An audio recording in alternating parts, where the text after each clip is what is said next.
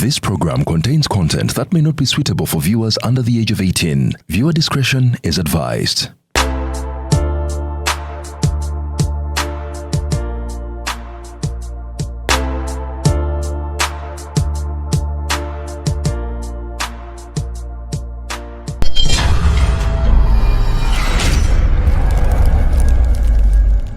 Uganda wotudde toyugana sooka enkunyumiza omulanzi Jafari Senkubuga asangibwa ku lusozi Lusaali mu Kyaggwe azze okukukolera ku mbeera embi ekulemeddeko ebintu byo byete bulungi ng'erigenda eddamba. Omulanzi Jafari Senkubuge Omukama Katonda gwe yattululako amaanyi ag'ekisalaziba nga gwe alina ebirooto eby'omuddiringanwa by'otategeera va mu kwesumagga dduka za wakayiba ku lusozi Lusaali mu Kyaggwe. Omulanzi Jafari akunnyonnyola akawonvu n'akagga ate ng'okukukebera kwa bwereere kubanga naye ekirabo Omukama teyakimusabaako yadde ennusu. Naawe alina ebizibu nga biva ku majinni, emizimu, embeera embi eya buli ngeri. Mutwalire omugugu gwa kutikkule gwe weefunira oluserese tokkalire. Obubaka buno nga bukukutteko kwatalidda mukono wa ntono oviremu ku siteegi y'e Nakisunga. Aba bodaboda bakutuuse nga gwava e Kampala ne bookwata eryato ku mwalo Eggaba ne likugobya ekisinsa oba ebule n'obuuza aba bodaboda ojja kuba butoola n'omulanzi Jafari. Oyinza n'okusooka okumanya ebikukwatako nga tonnagendayo ku bwereere ng'oweereza ekirooto kyo ku nnamba gy'olaba. Oyinza n'okukuba ku ssimu eno endala. Awo omulanzi Jafari Senkubuge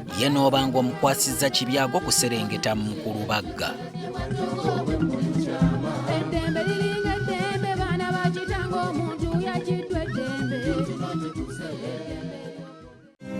Is ordering your stock from China, Turkey and Dubai stressing you so much?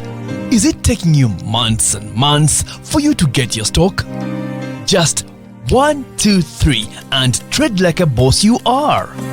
1. Talk to Iran Global Logistics on 0740 152 331. 2. Let us know whether it's sourcing or sending money to a supplier that you would want. 3. Enjoy our unmatched customer service. Trade like a boss with Ryan Global Logistics. Find us at Nabugabo Street, BBC Building, Room N412. Call us on +256 740 152 331 or +86 180 723 935 15 or +86 132 502 156 85 or visit our website on www.rangloballogistics.biz. Rand Global Air Express Cargo. We move anything, anywhere. Bwedina kutandike mayi mchawo yakalutandike ebyekisiru saka mala okwogera n'omusajja ebintu bye ngendo mmubuuzaako owaye leero nga muli busy ono siye mugagga wange emmotoka eno gyoze bulungi bagikwatamu eri yonna wansi bagitereeze kamalala omugagga wange ono wano ng'oli mweraliikirivu Kasuku nabye benzi yo wali ne ŋŋamba ugamba oti ng'ombuzeeko kiri kitya awayi si byangu oluuto nga lukuggwako si byangu Kasuku kiki obulamu nga bwe wabubala si bwe butambula buleka bugenda bukyankalana bukyankalana kiki obuzibu ki ndi mu katubagiro ka byasimbi oyagala ssente njagala ssente za bwangu buli wengezaako kugamba wano baleeta ekyapa leeta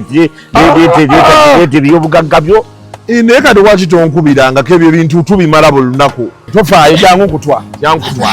tugende kati gwe yagimanya nti ekyo kiwedde kiba kiwedde Aji tutuuse we wano Aji ogirayo Delta Cash we wano Delta Cash basanze wano naalya ku kizimbe kiriko Children's Clinic omanyi Aji njagala ofune ssente olina engeri gy'onyumira mu benzi yo nalwawo olina engeri gy'onyumira mu benzi yo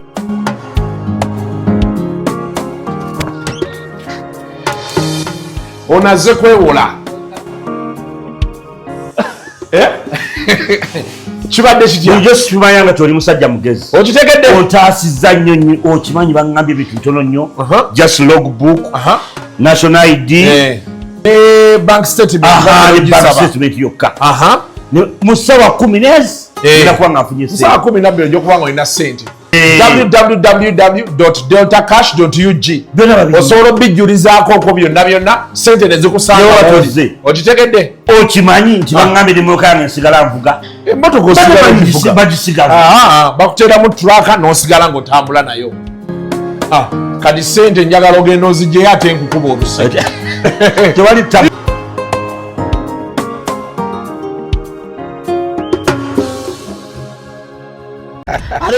Luzungu kate kazungu tujikole sawa namba luzungu luzungu wetugendamu kujjere kutoka ntoko ndi mbuzi ndyekuno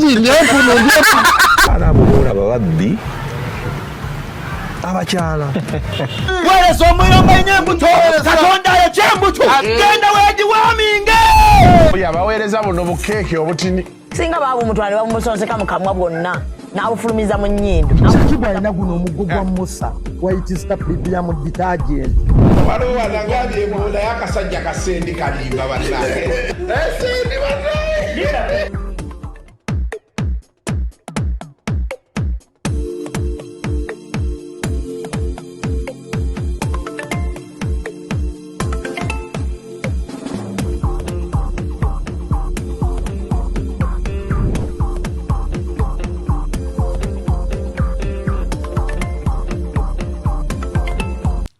Yes, welcome to yet another edition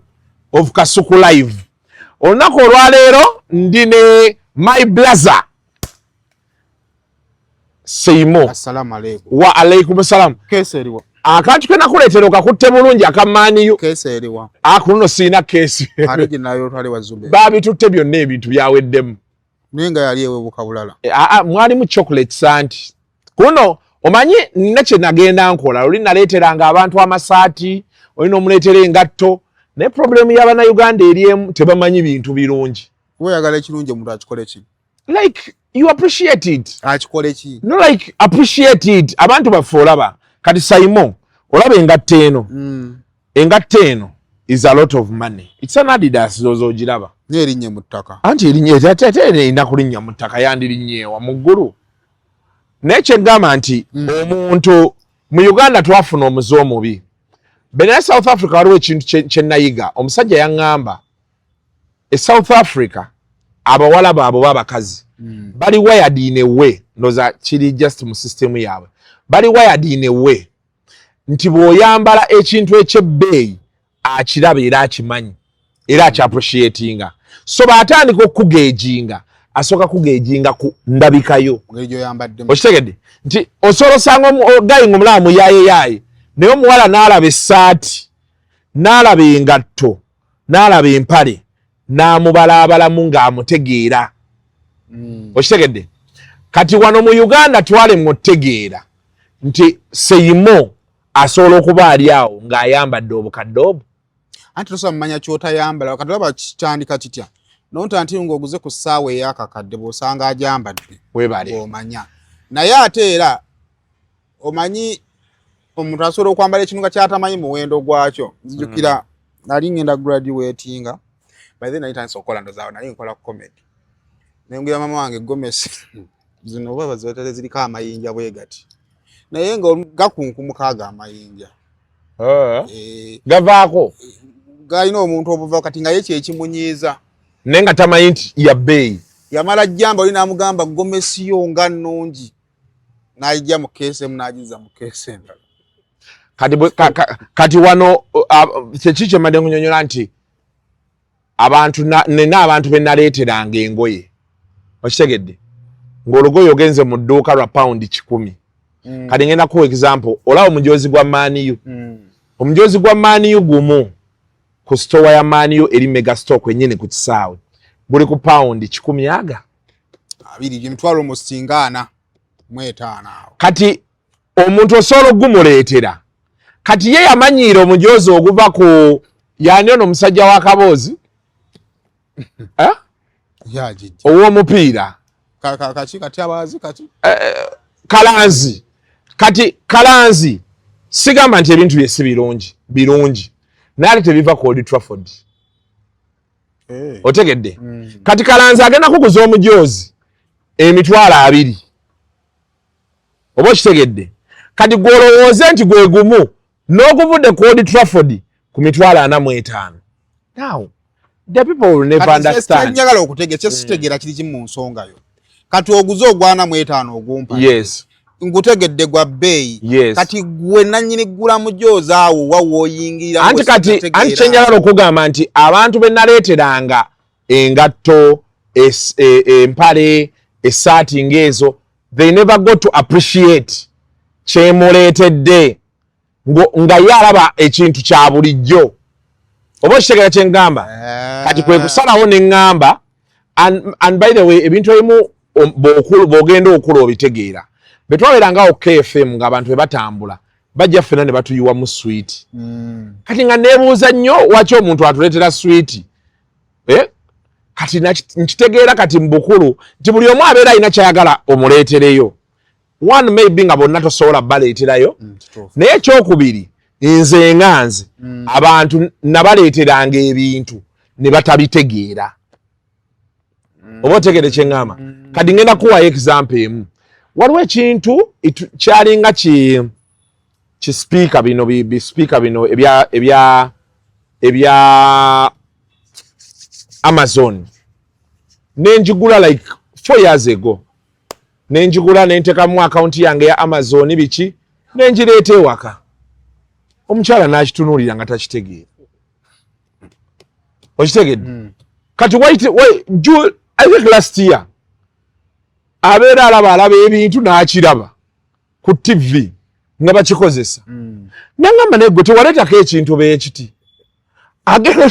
agenda kiteekako anti radio teweetaaga kuba na radio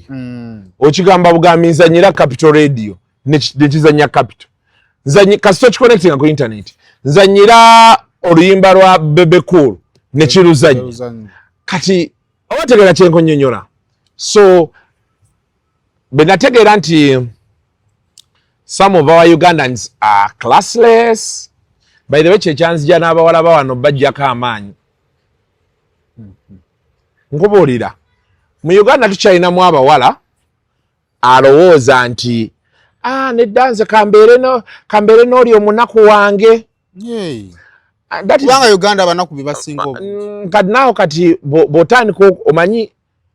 omanyi obwavu is a mindset abantu tebakimanyi bw'owulira nga nti nsaagala banaku sitegeeza baavu n'abanaku banjawulo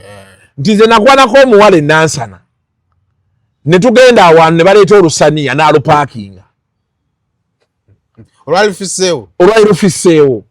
kati sisobola kuba na muntu apaakinga lusaniya yemmere eba eweddewo anti kati wuliriza waliwo kye bagamba nti weerekeremukko nina omwana eka ninako sima ne maama wange maama womutwalira ku lusaniya lwe tuliddeko yaniŋŋambye nti ngulirayo olusaniya ndutwalire maama n'omwana gwe nalese ewaka ate olwo najja okugamba bannaye nze omuwala alekawo emmere ate nze agipaakinga mwagala abeera free I understand depending ffenna we tuli okitegeera because at the time I was driving a Mercedes Benz. Now you can't tell me a man who is driving a Mercedes Benz can't buy you food rarely out of 100 okisobola kisanga 2 kati nze abantu bendiringa nabo recently nina omuwala gwe nadde njogera naye era ne mugaa nti omusajja agenda okuwasa agenda kubeera lake nina omuwala gwe nadde nnyumya naye ne mubuuza kwadda ngamba abasajja biki kati ne mubuuza for you ideally omukazi omusajja gwe wandibadde oyagala yandifaananya atya kibuuza omuwala wa wano oyo omuwala mubuuza omusajja gwayagala yandifaananya atya tofaayo mukwano omusajja gwoyagala yandibadde afaanana atya okiwulidde ng'alinamu ku ssente which is very okay depending woli kati omuwala gwe nadde njogera naye she looks to be in a better place okitegedde that maybe she has her own money and you know ye n'agamba nti ayagala omusajja alina visioni alina ekirooto ky'obulamu obumaaso. Okimanyi nti abawala ffenna tulina stage we tutuuka kati for example bensalawo okwana omuwala oyo byenjogera naye byennyumya naye si byemu byengenda okwana n'omuwala atuuse ku point nga ye it is no longer about the appearance, it is about what are your goals and dreams. Ebigendererwa byo biri ki? Okitegere kye ngamba ate asinga tulina abawala nga ye omuwala ayagala kulya leero ye akugamba njagala omusajja alina ssente naye kati gwe weebuuze olagawa yesu lwaki abawala abamu batugamba nti tubakozesa ne tubalekawo kuba oyagala ssente nziina nenzikuwa nompaako ne ŋŋenda. Kati waliwo omukazi gw'osanga nga ye akubuuza Saymore ebirooto byo biri ki? Where do you want to be? Walabaddeko n'omukazi n'akuchallenge ati ngenda kugamba mukazi oyo akakubuuza emirundi emeka ku YouTube yo kali ndowooza olaba ng'agimbuuzaako ki ati bwe wava obuzibu because now why are you sharing a bed with someone who does not share the same goals and dreams with you? Naye alina byakola ebibyo. Anti naawe era olina bimubuuza mukyala wo baaba akola alinayo bizinensi akola mu bank oyinza okuba togenda nti ogibeeremu oba ogirinnyirire naye olina omubuuza hadi we yeekola etya ennaku zino ki then n'omugamba nti naye nina research gwe nafunye ate kati waliwo price reductions economy ekola beeti kati singa okola booti ekyo kikolebwa oba tegera kye ŋŋamba kati tulina abantu nga tasobola kubuuza nti naye kasuku mbadde nga ndaba ofuna 10k views ennaku zino ndaba ofuna 7k views problem eri ki? N'ayingirako mu business. Olina omuntu gwe mulina okubeera naye mukule si banjagala ssente kuba njagala ssente ye tagenda kumanya eyo simaya biki buli kiseera agenda kuba ayagala ki? Yayagala ssente. Naye olina okubeera n'omukyala bw'oba ogenda mu maaso Saymore olina okubeera n'omukyala agenda okubuuza what are your dreams and aspirations kuba naye alina okubeera nga waali yeebuuza tulagawa yensonga lwaki abawala bangi bagamba omusajja yazimba simanyi kuba kati akulaba kyewoto gwe n'okuzimba mwesangawa oli nakyo kyebaka bwebasi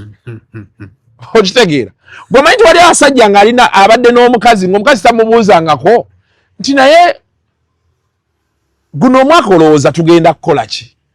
Omusajja n'amubuuza twandikoze eki? Omukazi n'aggamba nti kati olaba tusobola ogenda ntugule akataka emigadde oba ku Bombo Road okitegedde betugula akataka ako mpola mpola tukasonda omwaka guno tukamaleyo. Abakazi asinga bali ewaka ne target nti omwaka gwaffe nga tamanyi na musajja we target eri ki w'okutukira we babonaabonera kwatalina involvement yonna. But I think it is also two way wali abakyala nga maybe baagala okuteesa naye nga character y'omusajja tekola ki teganya manyi abasajja bakukuta nnyo. I think that is one of the biggest problems ku bakazi. Oyinza ojjajinga omukyala naye nga ne character y'omusajja si ennyangu kubanga abasajja balimu kino mukasajja jikaza ajja kubuma insecurities ziri mu make ennaku zino. Naye weebuze bivaawa nkugambye Saymore omukazi ayagala okumanya leero olunaku lubadde lutya bizinensi etambudde etya agenda okusuggestingira kati gw'omanyi nti abantu bangi balina abakazi ng'omukazi tamanyi stock market bweyimiridde nga tamanyi forex exchange bweyimiridde nti dola kati eri mu 3,300 ekirira naye batugamba nti estabilizinga okimanyi kati gw'okimanyi tulina abakazi bangi nga tamanyi nti Saymore awagira Man U nti olunaku lwaleero Man U yagobye because ezo emboozi ze mulina otandikirako n'akubuuza ttiimu yo yakoze etya nti baagikubye naye obuzibu buli ki n'omunnyonnyola olwo muconnectinga. Kati omukazi bwe tasobola kubuuza bintu ebyo definitely agenda kugamba nti omusajja muzibu. Omukazi akubuuza nti kati plan ye erichi definitely Saymore osanganga omukazi nga tasobola kwogera na baawe bali ku time bomb esawa yona nze mukyala wange tosobola kuŋŋamba nti sisobola kwogera naye era nze sisobola kuloopa mukyala wange wantu mwegambira kyonna kyonna kyenjagala omukola nkimwekolera ontegedde bulungi so kati sisobola keera ku makya ne ŋŋamba kyobadde onnyonnyola ate newe okutuuka awo wonna mbadde ngamba ki nti abawala baffe mu Uganda they don't have some of them they don't have the class. You have to know that now that man, Saymore, if a man can put on a shoe of 500,000, the levels, you get me? Kati anyway, tubadde kubiri ebya chocolate awe tuvudde otuukaawo so ye embeera naye ng'ogamba otya? Sigamba ogamba otya? Ekisookera ddala banaye kansooke mpiseewo bakama bange ne bakama bange aba Beaver Organic and Natural Health Products basangibwawo ku kizimbe ekiri opposite Masengere bakugamba nti endwadde alusa bizimba mu lubuto byonna natural bakujjanjabisa Natural Health Products osobola okubeera ng'ogendayo aye n'olaba nemusobola okubeera nga muyambibwa. Nina baganda bange aba Delta Cash Delta Cash awo basangibwawo Naalya ku kizimbe ekiriko Children's Clinic ku second floor bagamba school fees loan zikyaliyo katulina ate ne gye tuyita Christmas loan. Tobeereyo n'obeereyo n'owooza mbu ebizibu bikuyinze olina emmotoka yo ekyali in one piece genda ofune loan up to 50 million batandikira ku million 2.5 million 3 basobola okuba nga bakuwola ssente bakwetaaza logbook national ID ne bank statement within 12 hours ng'akasente okayina nga kakutuuseeko. Banafa aba right now bakutegeeza nti funa pichi border ekujje from one place to another safely. Abavuzi tebagenda tandika kunyumiza mboozi kukuba bigwo ate nga bw'ogi ordaringa etuuka in record time wooli. So tuga nti right now let's ride. Si kyekyo kale gaga wange ali atya and chairman gyali mulungi talina buzibu yadde birthday ye ku Sunday era abantu ne balya cake. Happy belated birthday. Nozo kitegedde. Mpadde ka interview kalungi mama Black Man wenna olinga byakulya naye mukwano badde nyinamu obuzibuzibu badde nyinamu enjagala okulaga wano speed naye bwe nagenda n'emmotoka nga nekoze delivery ekisajja kino tekigenda kumpa. Okyekola delivery nekola delivery naye ndakola nti naye wa boda wa wano mukyanja wano ate ffe tukyabikola ebyo maye mujja ne musula eri essonde ne mulowooza nti zimanyi n'okuba nowa boda wange kubanga obutuufu ngenda kuleka wano emmotoka naye kati waalifunye omuntu gwokubira najja nanona speed afe wano tukozesa ride now app ogimanyi right now ofunirako genda wano genda ku Apple Store teekamu ride now ogirabye yiiyo ebintu byabwe dakiika 2 nga bangi nga bakufunye dda kati omusajja mugenda munyamunyamu luseke nyamunyamu sawa yakwekola delivery omwana ow'obuwala nga this is nice wetwale dakiika nga 2 kati owa bodawo wuuno maama nga ayanguye azze mangu anti eyo gye bayita ride now owaayo omukyalo ono nedda mukwano otuula mabega mwamanyire okugiraba oti muwereyo erumenti yiino oyambale saagala okube mutwe wansi omutwe mwaye gwe gutambuza food for the soul ansooke ngitwale ku delivery mukwano tugende bose omutuusa bulungi eyo ŋŋambako ng'otuuse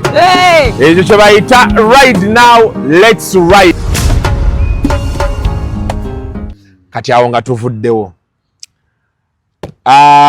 Mustapha yankubira essimu nga si musanyufu naawe tewagenda ku show ye tewamuteekamu wadde ssente era naye nkukubira nenga Mustapha ngambye bwati ne bwati si musanyufu era neggulo yazzeemu nankubira ne mwana ye Saymore nayogeddeko naye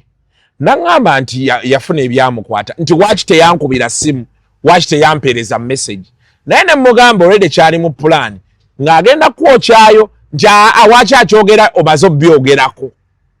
kale nga ndinooza Mustapha takyafunye kasente akakyakafunye ensonga enabba ku ssente ndowooza kyekikulu kyayagala kuba yaŋŋamba Shalom yamusasulira drive mwe baawa akantu temwalabikako ne ssente enkalu temwamuwaayo kale kakati ekisooka we wankubira essimu ensonga eyo nze nagifunye mu ngundi nga 2 oba 3 yes sebo to be disappointed with a person kyabuntu osobeera disappointed with me leyinza okuba nga lyobaddeko disappointed nange nange nsobeera disappointed with you naye solo salawo nenkusirikirira nze nkikola nnyo paka nenefigalinga nengamba kati oyo kani obulamu ne butambula era nze bwe ntambuza obulamu bwange nenkusirikira nezamu nentambula ne twogeranga abatalina kyali kibaddewo wa atakisobola nakutuukira ne mwogera waliwo awulira nga tasobola kwogera naawe nayogera n'omuntu nayogera naawe era ndowooza nti nze kunze nalowooza nti maybe that was the spirit era singa ndamanya nti byali bya kamera naye sigenda kuddamu kubanga ndowooza nti wabaddewo okupapa kwesirowoozo bakwaki ekivulu kyaliyo ku lunaku lwa 6 Sunday, that is one day. Abazadde baffe gye twakuliranga tulina ke twakolanga kenda wa magezi ge kye gamugamba okamanyako owo omuntu kibayita benefit of doubt n'olaba amagezi ge oba obusiru bwe kye busobola okukola ki omuweereza kubanga nze mu bizinensi eno gye nkola ninayo be neetaaga ninayo n'aba neetaaga nandirowoozezza nti gwe nzijjako content nze mwetaaga simanyi bagwe kasuku okiraba otya olowooza omuntu gw'okola naye buli lwakubiri every week osobola okuddamu okwogera naye nga kye mwasimba okwogerako temukimaliriza so ndowooza wabaddewo okupapa yapapyemu either way lwansonga nti omupiira gwadde mu mikono gye Saymore content amunona buli week tasobodde kujja ku show yange tannyonnyodde ate nga kyali tekyetaaga kunnyonnyola tekyali tekina explanation gye kyetaaga neetazze kubanga njagala kulowooza nti nno si buli gwe yayita nti yazze so kaakati mu mbeera efaanaganako bwe nti waba tazze olina olunaku lw'osuubira lw'ojja omukola ki omulaba lw'ojja omufuna ate nga olunaku terunabaawo watobaawo communication ebaawo so ndowooza nze okupapa kabadde unnecessary nti obutakkaanya oba okuwulira ng'omuntu akudisappointi nze ekigendo tekiba kyakwawukana kiba kyakumanya ddala lwaki kyendaba bwe kyakoze eki kyabadde ekyo no tekikolebwa mu stencil mwogerezeganya ekyo boogerezeganya bwe mbeera nno nze n'abantu nselectinga abantu abanneetoolodde n'ebigendererwa personally I have my personal weaknesses naye abantu bazuula Lawrence nga my soft sport era bamugamba era ne lwe twakola interview ku Shalom naawe yakubirayo essimu naye teyakwata nkwatira agira bulabi era emirundi mingi abadde akubiranga Lawrence mpuliranga oli wala nnyo kube yandikubidde mpuliranga oli wala kasuku tukola naye mpuliranga waaliwaawo be yali alina osooka ate baali bajja mmuwa okunnyonnyola okutuufu osigenda kujja no ku kamera kunnyonnyola nze amawulire nga manyi n'ebivvulu mbimanyi nze ndowooza nti bino bya Luganda yes you're disappointed with me kati singa nkutuuzaawo ne nkunnyonnyola n'ontegeera ebyasoose tugenda bikolera ki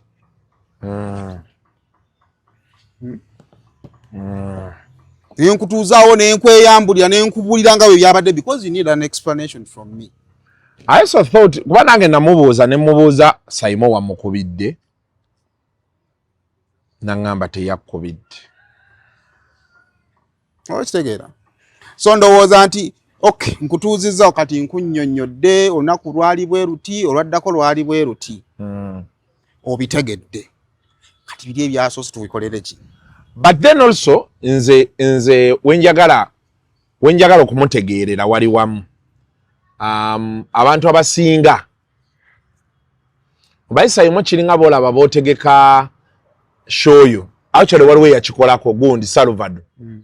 Salvador yategeka gayo oyo ave Zambia Africa Loves WhatsApp group zonna ze yali mu frames simaya baani bangi bonna nga bamukakasa nti ekigendo beeraawo ne venue ki ntini twaguze ticket tujja kukola ki olunaku lwa show ne lutuuka tebaalabikako kye yakola teyayomba nabo na exitinga group zonna n'azivaamu because obeera ofiiringa nti ate bano bantu bo eno social capital yo oba okitegeera it hits different. It's like kati nganze bwe naakola omukolo aba talk and talk show ne batajja oba okitegeera even when they have explained to me nti tetujja sobola bbaawo there is always that something people will want to ask naye oba okitegeera kyegamba so bibaawo and anyway everybody has the way they handle emotions. Anyway nze nakyendowooza ki ekintu kimu nze ebivulu ebyo nabitegekako nga tuba tumala onnyumya wano nga bwe tunyumizza nengenda kula bonita yange kuba twakolako ku lunaku lwomu ne Muhanji ngenda okulaba nga bembadde nabali ku red carpet ya Muhanji naye nga gye bali kyenjagala nze okutereezaamu kiri bwe kiti ekisooka waaliwo ebyaliwo ngesijja kujja wano okunnyonnyola era ebyayise kubanga nali simanyi nti byaki seetaaga I don't need to explain anybody wano naye ndowooza nti ndinamuko ak'obuntu kubanga simanyi oba nsobola okulekeraawo okukola ne Mustapha lwakubanga namugamba nti ngenda kukolera kino sikikoze nenvanishinga nenvaawo ekyokubiri sisuubira nti twandizeemu okukola nga kiki ekikoze eki tekiwedde ekyo nakyo sikikola ki sikisuubira naye ate ekyakoledde abadde ensobi naye nga kigenderere ekyo kyekyasaliddwawo okukola ki okukolebwa kaakati nze mu nsi nsobola okuba n'endowooza yange naye ate sirina kontro ku ndowooza y'omuntu nekyasazeewo okukola ki okukola kubanga at least byonna ebyokusalawo byabadde mu kusalawo kwe n'akisalawo mu ngeri efaanagana getya bwetyo. Bannakampala Central ne bannayuganda mwena mwemulidde empanga ku mulundi guno londa busobozi londa bukozi londa omuntu anaabeera ekyokulabirako omubaka Abraham Luzi yeewaddeyo okubeera omubaka wamwe wano mu Kampala Central ono yekka yajja okutwala ebirowoozo ebinabbululwa Kampala. Abraham Luzi musajja w'abantu musajja mukozi muntu w'abakozi. Bannakampala mwena mulonde Abraham Luzi mumuyiire obululu w'olaba Luzi tikinga Sara is toro kale mwena banna business abayiribi bannabyamizannyo abalimi abasuubuzi abalina ebibiina abali uptown namuzigeto Abraham Luzi gwoba olonda Abraham Luzi ye mubaka wammwe owa Kampala Central addako londa Luzi Abraham jukira Sara is toro. Ekivulu kye nakiranga ne musuubiza nja kujja era nalina okujja era awe nalina osasulira kuba kyali kiki kivulu so kitegeeza wemba sajja era nali sisobola kukola ki kusasula ate era kubanga nali seebase mu kaseera aka ekivulu ekyali kigendera mu maaso era nali sisobola kukola kyonna kigenda mu maaso nakivulu ekyo. So that would be a business nalina okuresuminga ku Monday after nga mmaliriza ebyannemesa okugenda ku kivulu otegera bulungi. However buli muntu ku nsi aba ne right okusalawo kyonna kyakola ki kyayagala. Nze nina okukkiriza kwange nti at least emmeeme ya Mustapha yatawakkadde. Ontegedde nti at least kale kubanga mu byonna bye tukolalawo okukola mu bulamu obw'ensi eno oba onoonya at least ofuneyo ekikukkakanya omuntu bw'akunyiiza onoonya kyokola ekisobola at least okukola ki okukkakanya. Kati mu byonna bye ndowooza ebyali birimenti okukolebwa mu byonna n'asalawo okukola ki ekyo bwe kiba kyali kyetaagisa kuba naye nze ndowooza nti mwabaddemu okupapa okyanga tuva mu kivulu kya Mustapha ziri ennaku ezo 2 olwa Sande n'olwa Mande leero lwakumeka lwakubiri. Ekyokubiri omuntu bw'akusuubiza okujja mu event yo teriba bbanja. Ebbanja lye balemererwa okusasula ate with an immediate communication. Oba kitegeera contribution omuntu asobola olemererwa liba bbanja liri lya ku mutima. Of course osobola beera disappointed tasobodde dituukiriza naye omuntu alimu obuntu era abajja kukutuuka okugamba kino tekyasobose naye mbadde nsaba kibe bwe kiti bwe ndowooza obulamu bukola ki bwe butambula. However eyo nsi yange bw'ogiraba nga bwe ngikola ki bw'ogiraba walasobola obbawo n'alaba agiraba otherwise naye njagala kulowooza nti ku lunaku lw'ekivulu kya Mustapha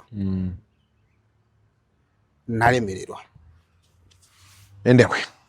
naye kati ebyo bibaamu era Mustapha namugaye ne mugaa nti kati business bwetyo bwebeera and bijja kuggwa. I'm sure when his high eno gyali waggulu bwe binakkakkana mujja kwesanga mwogere muwuliziganye mulabe obulamu bwe bunaakola ki bwe bunaagenda mu maaso. Osanga waliwo akawala akaali kamugambe nze wendabira Saymore nti ngenda kuwa akakadde kange omanyi abantu babeerayo eyo nina gye nagendako okukola omu ne baga nti omukazi yagambye kasitooto nnya wano akakadde omanye kasikuze nategako ku bivvulu osobola okutegeka ekivvulu ng'otaddemu obukadde 5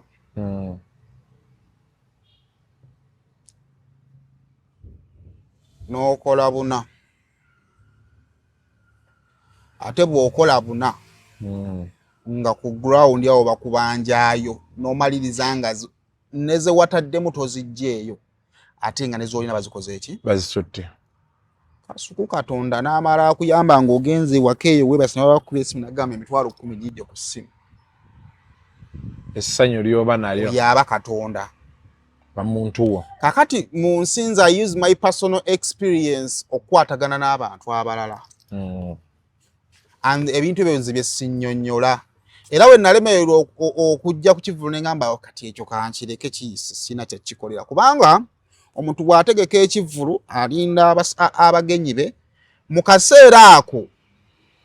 kyayeetaaga owulira nti ndi ku geeti nzirawa nyingira teyeetaaga kuwulira nti nnemereddwa my friend kubanga ayinza okuba oyinza omukubira essimu ng'ali mu kulinnya stage mudu defa oba ntegeera because njagala kuba sho saagiri naye njagala kukkiriza nti ye yali host wa show ye yali subject enkulu mu show ye kakati yakuyise ku show ye tozze nganze yali abaddeko ku stage artist bw'oba tozze oba tokoze eki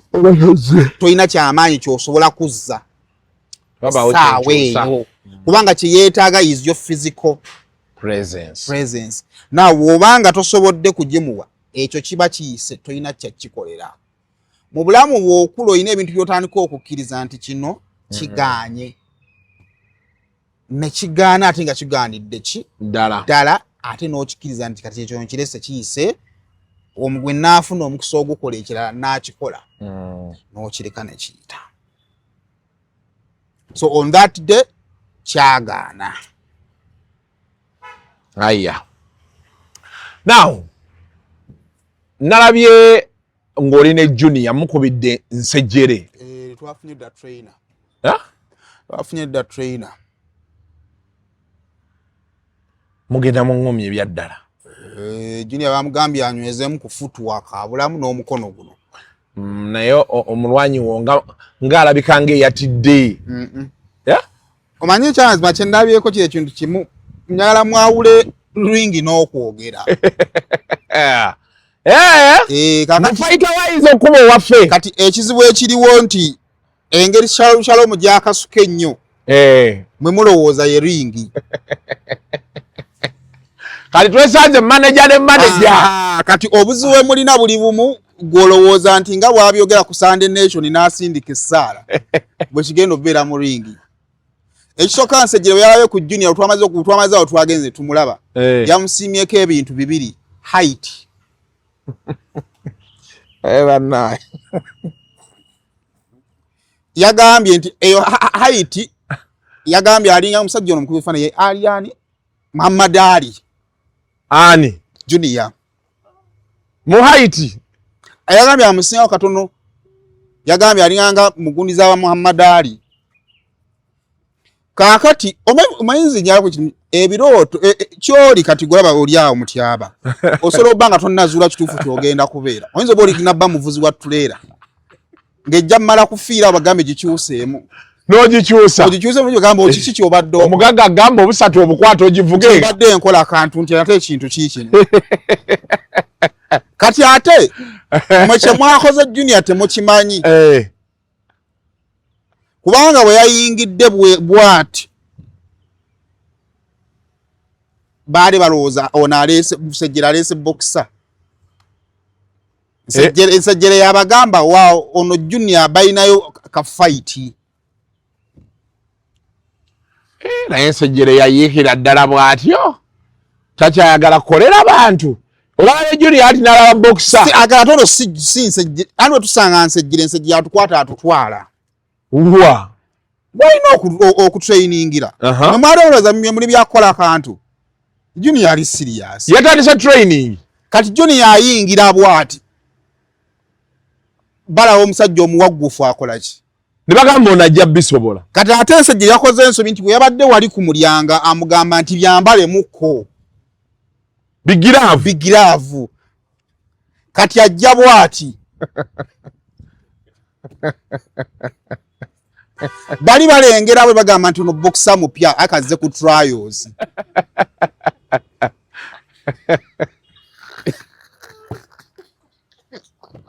so awe nkugambira nti tonneemanyanga oba tonnafa kaalyayo entuufu oba togimanyi ogenda kukubya mutabani wa Mirundi ekyo kikubuulidde mazima ogenda mukubya anize ebintu mbyogera nga bwe byabadde womala osogera n'obibuuza ne Lawrence n'abikunyumiza nga bwe byabadde sawa baalabye boxer ne balaba boxer awedde emi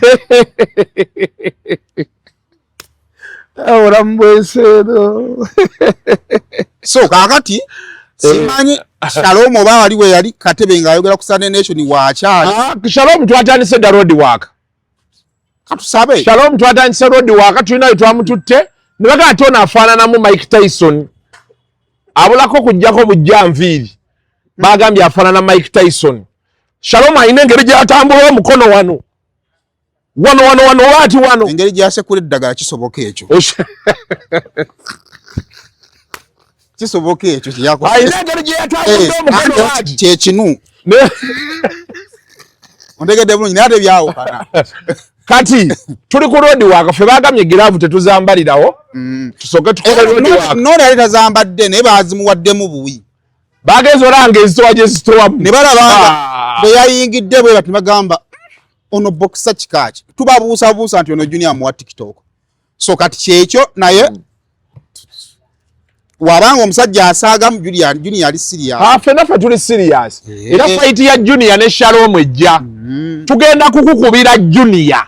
byonna bye yatunyiizanyiiza tubimavu nagambye Shalom nze kati ndi wa energy drink mupika energy drink nabwe njagala onkubira omwana oyo kati ate ebintu byonna bye yatumanyiira ate ffe kati tulina nate kye tugenda okukola twagala kukola mixed martial arts tetwagala bikonde byokka kati ate eyo nsobi twagala kuliko eŋŋumi kuliko emigere kuliko taichi eyo nsobi ate etya kubanga ate bagambye nti singa ate twabaddemu kickboxing kubanga omusajja Junior bw'ayingira bw'ati n'amugamba nti kati ate singa ate mubadde muzannya lwa kickboxing amagulu gwe nalabye nga tasobola kuwanika kugulu ati Junior yeekaza Junior muzannyi wa firimu ekyokubiri kirabika taata Junior oyo gyali si musanyufu munda mu ye alina kyayagala owoolera ayagala kiyisa mu Junior kubanga we twatuusa ati nange kati saa zino bwekijjukirako alina ekyamwambadde ng'olaba si Junior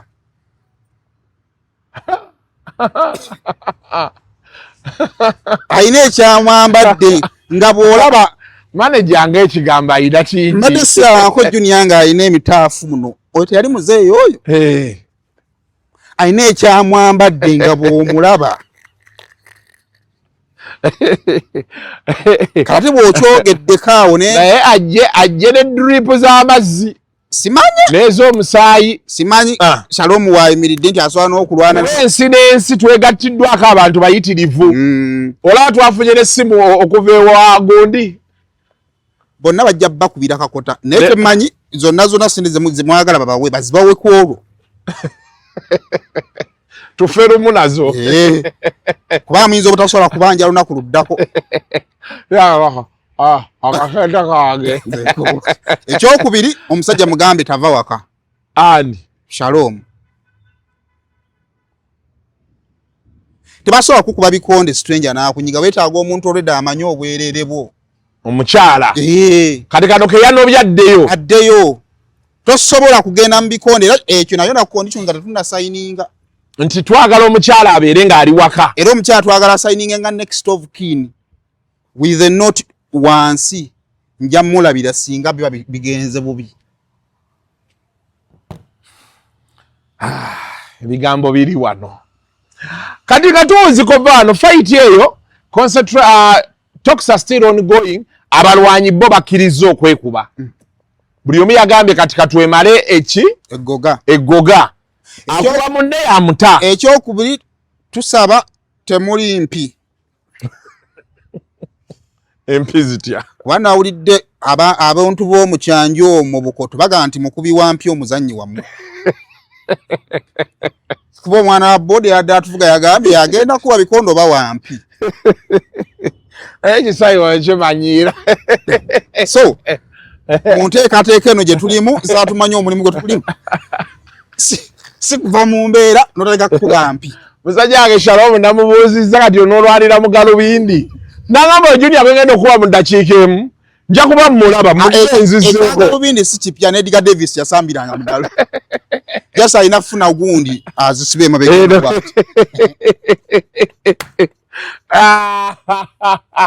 awalaadaye n'eŋŋomi ejja mukulu muhanji kati ssente gwabuzeeyo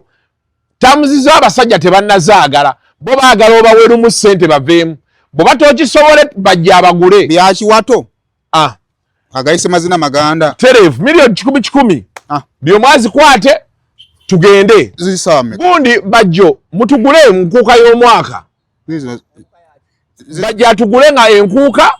mulimu fight ya Shalom ne gundi zizo zigenda musanvu kati olaba bajjo kaya tosobola kuleeta tuli mu mbozi za kulwana okitegeera olina omumanya topic ki gy'oleeta ogiwaani bajjo tabisobola nga we yategeka lutululwana ki lwaggwa lutya ozolabiki so ontegedde bulungi bamulayo ne bagamba champion kati olaba kati abo obudde bwayo tubulina nga fight emaze kukola ki kuggwa ontegedde bulungi so bajjo yatidde dda Junior ne Junior ebintu byonna byatukoze twabikwasizza Shalom akuba kababa omwana oyo kaba kuba omwana oyo lwakuba nawulira ate mu kampi yammwe omanyi kizina mwina abali b'enkwe ate Shalom alina enteekateeka z'okwewamba yasamira muli omulwanyi we yajja okwewamba agende mu Airbnb emuyenga omwana yatukubidde n'atugamba ekiri eno nti gwona tuyinza omuliika n'atalabikako ate nno mwesisirikira nti taata ali ku mutabani yatiddemu Shalom tobulawo ne tuswala emisana otuyamba jangu babakuba nze nja kuba na tawulo wano bw'oluŋŋamba nti wowe nga nze nkajugayo tawulo nga fayiti eggwa byebyo naye nga okusinziira ku trainer yagambye olunaku olwasoose kyeyalabye ku mwana omanyi omuntu manager wa talent oba ne coach wa talent teweetala kusobola najja banga egezesezaamu ogirabira eri era simanyi Shalom kimugenda mumukolera waliwo engatto zino ezikwata omu nezimusitwako nezimwongerako okusobola okutuuka ku height ya junior kati ekyo tuzze mu muzannyo mbu Shalom ne junior ani asinga obuwanvu junior nti ali mu bavubuka be bayita abalusonjogo wabula bannange simanyi oba ffenna tuli ku peegi y'emu kati kiryasaako mbadde nkakubbirako bo busy okusobola okuba ne balanced fight. So the fight tukyali mu nteeseganya kasita tukwata ssente be papa olyoka owulira ekigambo Katonda alina ebintu byakola bulijjo ekintu kino nkirinda kati kiveewo abantu bemale eggayagano ekive mu ddiiro ne kano kakulu temuli kuluma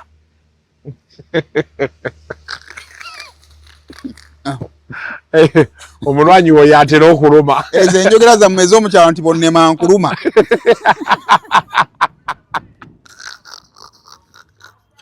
najana bosi nja kumegako sibaka sitana ng'onkubye omulwanyi wo yagambye naye tebankuba amannyo omusawo yaŋŋamba kano tebagasaamu neŋŋamba Shalom tumanyaawo wejjirijjiri wojja okuba oba Museveni ali kalamo gye bigenda mu maaso mu ggwanga abimanyi abimanyiiko naka wanga ekigenda mu maaso tuli mu kalabba ke yamenyawo akalabba kagenda mu maaso oba bategeka empaka z'akalabba abantu bagenda kwekuba ng'ombi olyoka owulire batenewe omwezi guno guweddeko gubadde very slow omwezi guno amawulire teri wabula bannaye politics agusse mwebiri naye politics w'amaanyi kweri omanyi abantu bazanya n'ebyobufuzi ebyobufuzi bye bitambulirako eggwanga ya kituufu kati saazi n'omuntu atalina interest mu byobufuzi amaaso agakanudde okumanya emyaka 5 gyange egiddako kigenda kutambula kubeera gitya so kyabulabe gwe eyeebase obwebasi oyinza obutagenda mu lwale naye olina okumanya ebigenda mu maaso mu ggwanga kakati tugenza okumaliriza ng'emboozi ennene omanyi nti kamiyoni ya paredinza omukazi okimanyi nti eyo emboozi mu bulamu obwa bulijjo eyo oyinza otutambuza wiiki nnamba nesobola okujja ne tugiyitako awo negenda kubanga politics adealinga directly ne emotions ekintu kitono nnyo bwe ekiti kikolebwa mu byobufuzi nekikiwusiza ddala ebirala byonna ebadde byogerwako so yes season gye tulimu it's been a bit slow we hope maybe next month bibanga tera nawe tukyali tulina linda January agwe nawe tukyali tulyoke tuddemu okubaako ne kyetukola kale for now we gotta go we gotta call it a day mubeere bulungi mweraba. The views expressed on Kasuku Live do not reflect those of the host, producers, or management. They are solely of individuals providing them and do not represent or reflect the official policy or position of this YouTube channel.